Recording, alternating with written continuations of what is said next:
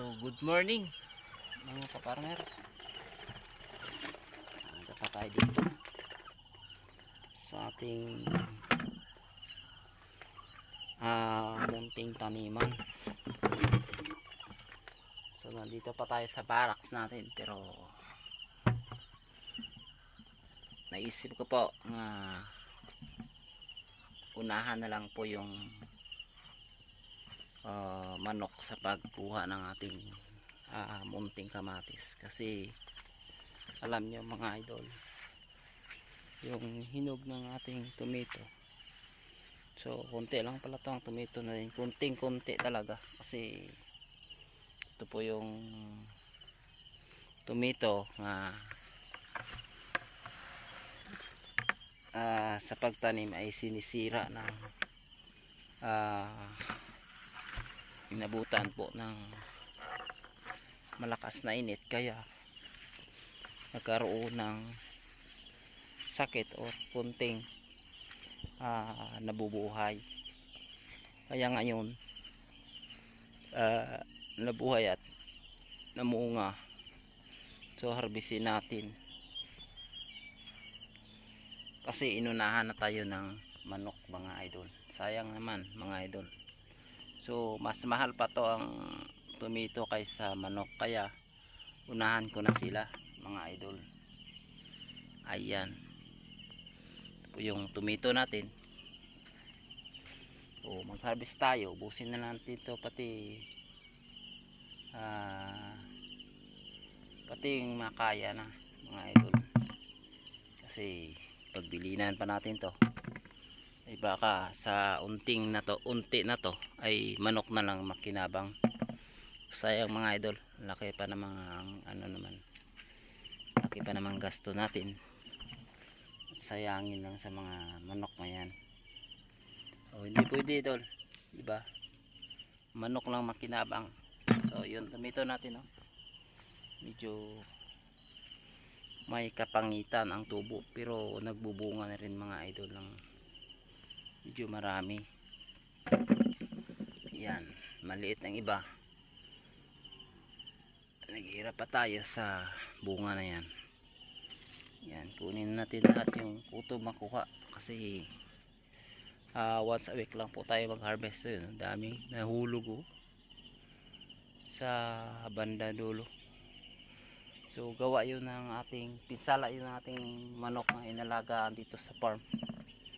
So dapat pag mayroon tayong pinsala ay kunin natin yan, yung mga manok na yan. Kapag lugi tayo, mas malulugi pa tayo dahil sa ating mga alagang mga manok mga idol. Ayan, kunin na natin yan, kutob makuha mga kaparmer. Sayang yan. Tsaka yun yun na tulog yan.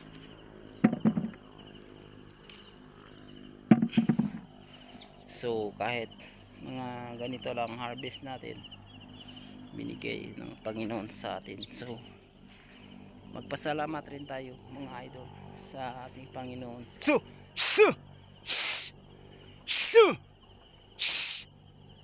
Nagmamano ka ha, kasi binigyan rin tayo ng ganito.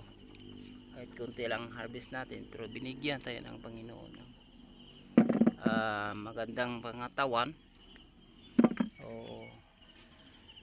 Hindi na nalimot ang Ginoo sa aton sa paghatag sing fresh air araw-araw. So by the grace of God, salamat pa rin. Kahit unting ating produkto, wala tayong hindi tayo malilimot or maano sa ating Panginoong Hesus, kasi thank you pa rin, kasi binigyan tayo, matutom pa rin ang Ginoo pa rin na sa atin.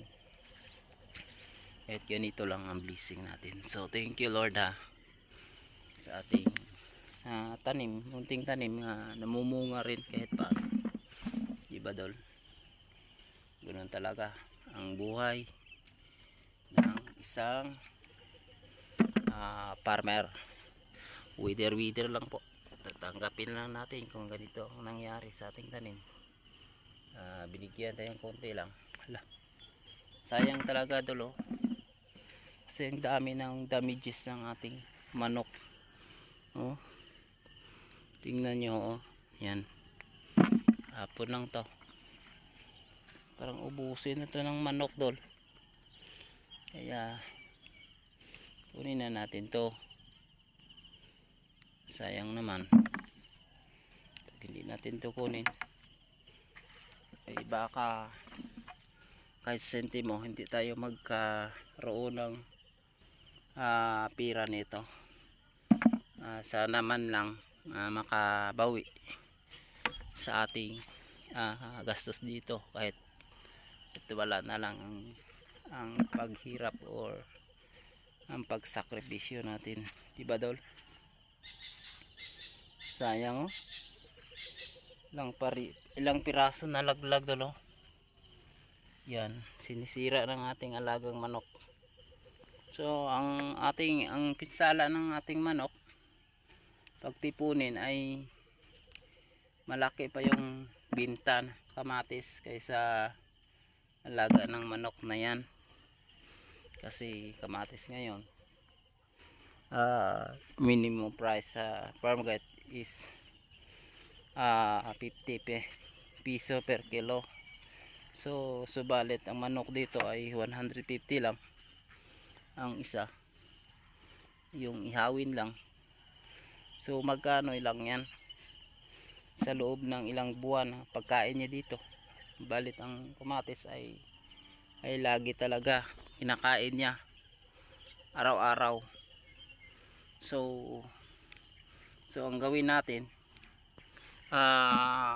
kunin lang natin ang mga chicken na yan, tsaka ihawin na lang o makinabangan para wala tayong lugi, di ba dol?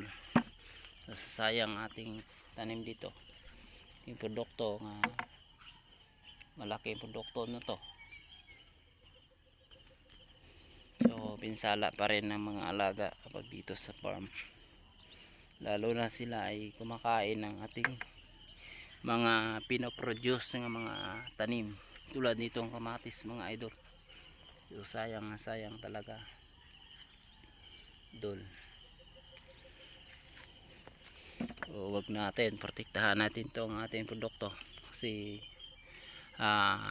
malaking bagay or malaking pira ang inalaan dito, inulugi natin kaysa mga manok na yan. So thank you very much. So kalating balde na po ako. Ang lalaki tulo, yan ang lalaki, yung ating tomato yan.